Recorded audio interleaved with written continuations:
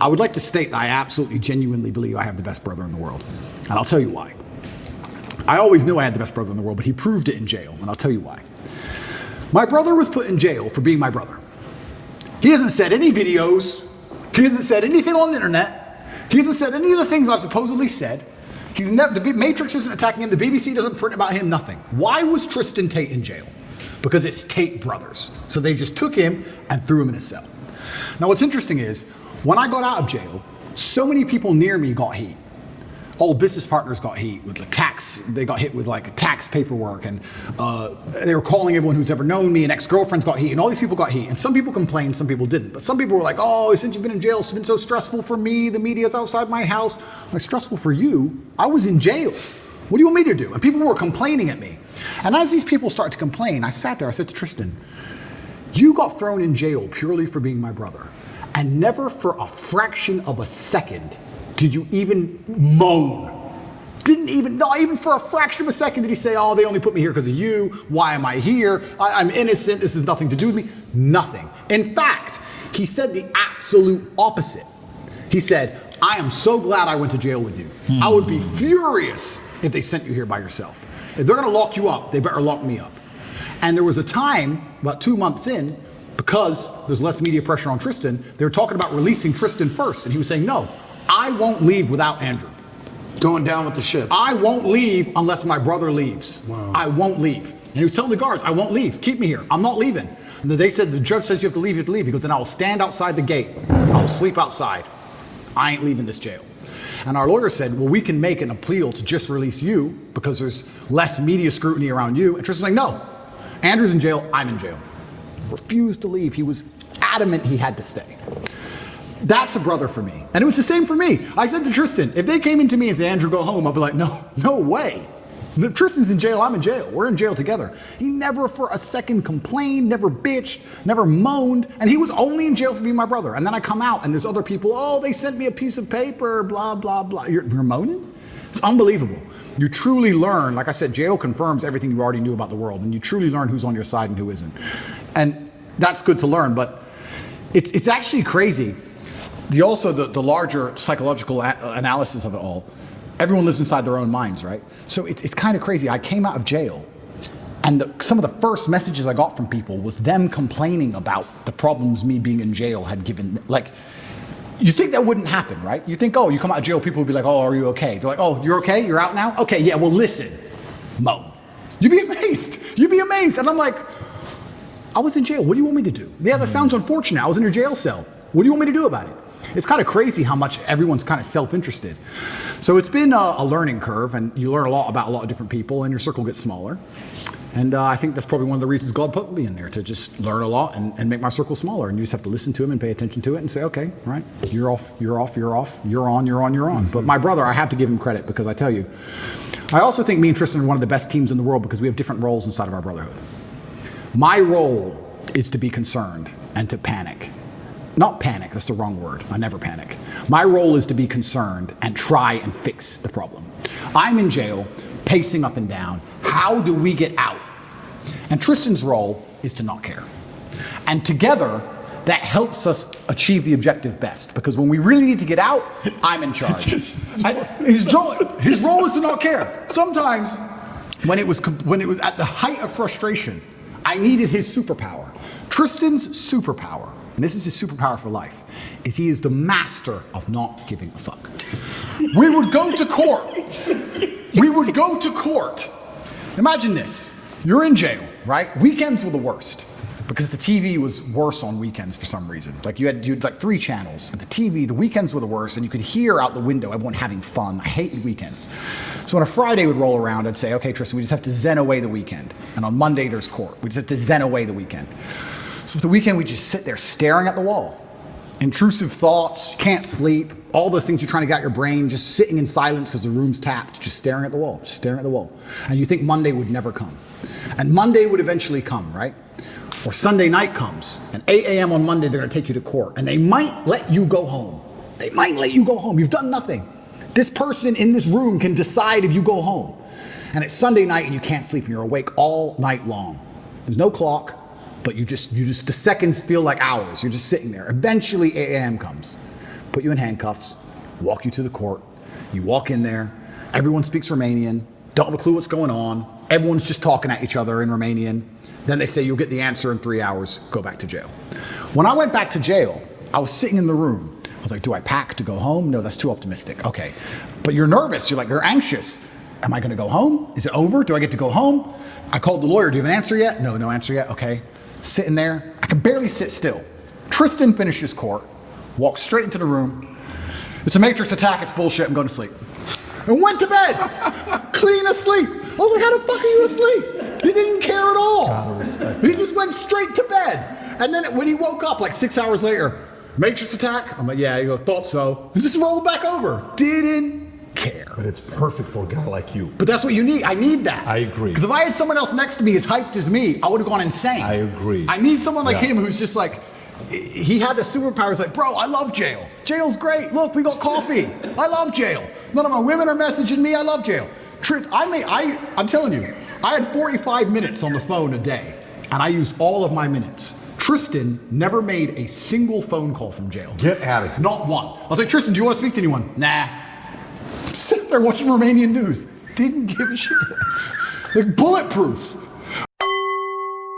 If you are distressed by anything external, the pain is not due to the thing itself, but to your estimate of it, and this you have the power to revoke at any moment. Marcus Aurelius. This quote by Marcus Aurelius emphasizes the Stoic principle of not being overly affected by external circumstances. It suggests that our perception and judgment of events and situations determine our emotional response. In the context of the statement, it highlights the importance of not caring too much about certain things that are beyond our control. By not attaching excessive importance to external factors, we can maintain our mental well-being and preserve our sanity. It encourages individuals to focus on what is within their control and to consciously choose how they respond to external events, ultimately allowing them to maintain a sense of inner peace and tranquility. But the only reason he's so bulletproof that way is because he knows I'm doing the absolute best the other way. He couldn't be that way if I wasn't trying to get us out, because then he would try to get out. You need the yin and yang. So like when it was chill time, it was his mental frame. And when it was how do we get out of here, it was my mental frame. But Tristan's superpower is genuinely not caring. I can't explain the level of how much it didn't affect him. He didn't bother him at all. I didn't see him sad, nothing. He was smiling. He didn't care. You consider yourself a stoic. How much more stoic is he than you? I just think we have different roles, and I think we've evolved into them over the time, because it's not just jail, it's with everything. That's what we are with everything. If there's a business problem, I'm the one who's like, shit, we have to fix this now, shit. And Tristan's the one like, Andrew, you are so ridiculously rich, chill. But we need that. We need both, right? But he couldn't be that chilled if I wasn't the way I was, because he wouldn't be successful. Totally. So you need the opposites. So everyone goes, oh, you and your brother are so close. We're so close because we're actually very different people. But yeah, he was amazing in jail. And even afterwards, I still struggle to sleep. He sleeps fine. Because I think my experience of jail was a far more stressful one. But I adopted that. Now, I'm not saying I couldn't have done what Tristan did. I could have done what Tristan did. If I were to go into jail and say, your MO is to not care, I could not care. But my MO was, how do I get out of this matrix attack? So I was the most stressed I've ever been in my life. So that's carried over. So I don't sleep. He sleeps fine. But he slept fine in jail. So why wouldn't he sleep fine now, right? So yeah, it was interesting, but I have to give him props, because it's amazing to have that level of clarity. And he said things which were absolutely and utterly true, things I already knew, but it was nice to hear. I want to ask you a question on this. So I have 2 boys, right? And one day they're going to watch this. They're not going to watch it right now. They're 11, 9, but they're they're going to watch this, right? And in school, I'll go and the kids that are, 11, 12, 13, they're like, you Andrew Tate, how was that interview? Oh my God. So 11-year-old kids are watching these types of content, by the way. That's pretty wild where they're at. But here's a question about brothers. There's a lot of brothers out there. As a father, there's certain principles I'm teaching them, okay? One, if you can speak from the idea of how your bond was built based on a man, your father, Emery, injecting certain values and principles on the two of you. You guys better do this. I don't want to see this. And then which part of the code did you guys create? Because there's friendship, but there's brotherhood. There's a very different story. Absolutely. How was that developed? Yeah, so my father, and I have endless stories about my father. A lot of people who dislike me would call him an extremist. I don't think he was an extremist. I truly believe I had the best father on the planet. And from a very young age, he made it clear. He said, look, you're Tates and you're going to have enemies. You're going to have people who are against you. Your best bet is to be a team. So whenever me and Tristan would fight, which happened, we got put in a room together. And we had to sit in that room. And my dad would say 3 hours or 4 hours in silence. He'd sit us down in the room, here, looking at each other, and say, if I hear a noise, I'm starting the time again. And we'd have to just, imagine when you're a kid and you fight and you're furious and you're so mad. And then you end up sitting across from the person you hate. Silent. Because if you make a noise, Dad gets mad. And Dad's outside, right? So just sit there, 2 hours, don't make a noise. We had to stare at each other. And over time, we thought every time Dad was home, we just stopped fighting because it wasn't worth it sitting in this isolation, weird, silent stare thing. Because that's what happened on repeat. It happened like 5 times and we just stopped fighting. We'd fight all the time when Mom was home. And when Dad would come home, we'd literally just look at each other like truce. Like, we don't want to sit and do this thing we had to do. Yeah. So we became a team, and then I think it evolved from there because there's always been a hierarchy. I am the older brother, I'm the bigger brother. He does respect me for that. We both have opinions, but you know, it can be vetoed by me in the end. And we have our specific roles. My specific role is I'm the one who takes the most action. I'm the one who over worries. I believe, especially in business and many other things, I say it to all my staff. I say react fast, react early. Like panic early. Like panic now. I don't believe in waiting for things. It's just not who I am. I can give you a million different examples. If my email processor, this happened just before my cancellation, said, oh, we'll put your account under review. You'll have an answer in 72 hours. As soon as I get that email, within 3 minutes, I'm like, get a new one. Get a new one. I've never waited for anything in my life and it worked. I've never waited and it worked out fine. Ever. Every time it's your canceled, every time it's your deleted, every time someone like, no, get a new one now. Just get a new one. I need today's email out, get a new one. We can't get a new one, no, accept us, build one. So in a day, we built our own. Like I'm the panic, fast and early guy. Tristan's the complete opposite, and that makes us a perfect synergy. And I super need him, and I need his energy, especially in jail. Man, he was fantastic in jail. He was like, Andrew, I'm like, what? He goes, if when you were 18, they told you could be one of the richest, most famous men on earth, with street cred in every single city that knows how to speak English, all you had to do was sit in jail for 2 months. Would you have taken it? I was like, yeah. He goes, and what the fuck do you care for? It's like, true. I would have taken that. He goes, I know he used to say that, what kind of man hasn't been to jail? That's what he's saying. He used to say, what kind of man hasn't been to jail? He loved jail. He was loving it all the time. He goes, what kind of man hasn't been to jail? Of course I've been to jail. I'm just a Tate. Of course I go to jail. But he didn't care. And his energy was amazing to tap into. But we both understand that neither of us could be us without the other one's polar. And that's why we live together. That's why we'll always live together. I've had a lot of like women try and say, why do you still live with your brother? Why don't you want to live with me? Da-da-da. And I try and explain to them that, 1, I don't think I can be my most competitive without him. 2, I'm most emotionally stable with him. I like the idea. I'm most competitive with him. I'm my best version of me. If it doesn't matter if I have to go into a fight, doesn't matter if I have to run a business, I'm better with Tristan by my side than I would be by myself. And 3, my ideal family life, even my ideal family, the way I live my life now, is very much more like a clan than a nuclear family. I like me, my girl, my kids, Tristan, his girl, his kids, my cousin, his girl, his kids. I like this idea of lots of people. I like that. I like that feeling. So a girl says to me, well, you don't want a family. Like, no, I want a family bigger than you want. I just don't want to just sit with you. I want a lot of people around me, and I think it's better for that, and I think it's better for the children especially also. I think they enjoy it more. But yeah, I've got the best brother on the planet. I truly do. And this is why I'm saying some of our best days of our lives are in jail. I was going to ask you that. You guys live here in this compound. It's an amazing place.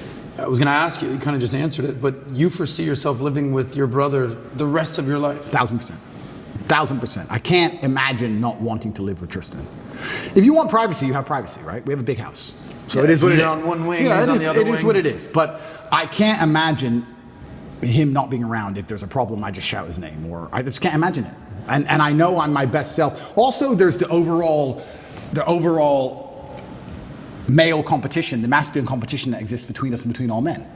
So we live currently here. We got me, my brother's personal trainers here. We got camera guys here. We got war room guys here. We got loads of guys here. But I can give you a million examples. There was a record set next door of a gym, and there's a stair machine, and there was a record set of 188 floors within a time frame. I came along and smashed it with 198. I only held the record for 45 minutes because someone beat it with 2:02. As soon as the record's beaten, everyone gets pissed off and puts their trainers on, puts their shoes on. As soon as it's beaten, everyone gets mad. Who beat it? Who beat it? And everyone goes and did it. And that's how you push yourself to the level you never thought you'd be able to push yourself. The harder the conflict, the greater the triumph. Thomas Paine. This quote by Thomas Paine highlights the idea that challenges and competition can serve as catalysts for personal growth and achievement. In the context of the statement, it suggests that male competition, or competition in general, can be valuable for pushing oneself to reach new heights. Engaging in healthy competition with others can provide motivation, drive, and a desire to excel. It encourages individuals to strive for continuous improvement and push beyond their comfort zones, ultimately leading to personal development and the realization of their full potential. The quote emphasizes that through facing and overcoming challenges, individuals can experience a sense of triumph and accomplishment, reinforcing the importance of embracing competition as a means of growth. 202? 202 floors in 30 minutes. Good luck. 202 no, 30 minutes. No, that's what that was beaten with. Now it's 222. It's been beaten again. I don't know if I'll ever get to that. But I'm still 198. I've got to try again. But the point is, when you have men around you, there's that natural masculine competition, and that's what drives you. If you're going to be the best version of yourself, even if you're a boxer training for a fight, you train with a team. You train with other boxers. You train with other boxers or other trainers. If you're on a football team, you're pushed by your team. I think life should be the same, right? Imagine you took the normal average man and you moved him into a house of 5 people, and you had a philosopher and a fitness expert and a hypnotist, whatever it was. That will make him a more competitive person overall, because he's trying to compete with all the other people who are on his level. You don't want to take bitch position. So I don't like the idea of my life without masculine competition. That's why I'll always live with my brother. And if you met a girl one day who says, Tate, I want to have your babies, live with you, but it's kind of weird that your brother's here, what would you say to her? Yeah, a few of them have said that. I offer some degree of compromise. I'm like, look, we can have our own house separate if you really want, but I'm going to be spending a lot of time at that other house, including nights over. I want to stay with where my brother is. So you would compromise a little bit, but he's going to be living next door or with you. 100%. And I don't think, and that may be unusual in the Western world. I don't think that's unusual in many places. I love that, by the way. Well, you talk about this all the time. Oh, you don't even know how much I love that. Yeah, I love that. To me, as a kid, that was a dream. Like, if you could, right next to each other, there's a family in our community, billionaire family. They live right next to each other. The oldest son has the biggest house, 12,000 square feet.